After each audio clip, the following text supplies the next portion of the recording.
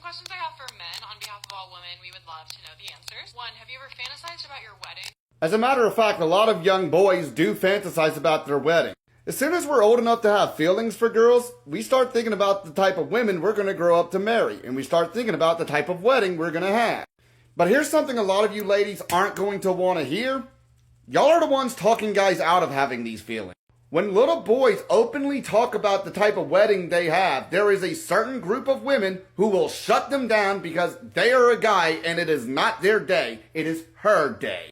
This is a really toxic mindset among a lot of women that we shouldn't get to say what goes on in our wedding, even though it's our wedding too, as much as it's your wedding. Do you ever borrow each other's clothes? I don't really make a habit of it, but I did have a roommate that I finally got rid of who was already borrowing my socks, even without permission. And I know he was borrowing socks without permission because he would always ask me for socks he would never return.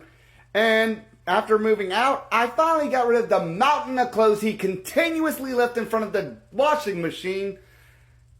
And guess where all my socks were? Lip sync to like High School Musical or Camp Rock in the mirror as a kid? Also, did you like High School Musical and Camp Rock?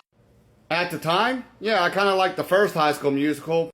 Looking back on it now, I think it's kind of cringe, but then again, I'm probably not the target demographic anymore.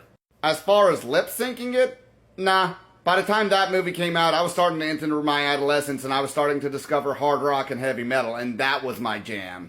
Probably why I never really cared about the sequels or that crappy Jonas Brothers movie Camp Rock. Or the Jonas Brothers in general. Well, I really hated the Jonas Brothers growing up. Of course, then again, at the time, AC/DC was my favorite band, and the Jonas Brothers back then were stealing a lot of AC/DC's aesthetic. Particularly, they were stealing Brian Johnson's early aesthetic from the Back in Black era, where he had the bandana and the golf hat, or what was it, a beret? I don't know. And at this point, I'm kind of burnt out on AC/DC to the point that I can't listen to them anymore, so there's that. Lastly, when is the last time you cried? Well, it's kind of ironic since your last question was about High School Musical, because I did get a little misty-eyed watching Iron Claw. Speaking of which, not only do I have iron tattooed on my knuckles, but Iron Claw was actually shot right here in my hometown, less than a mile from where I live.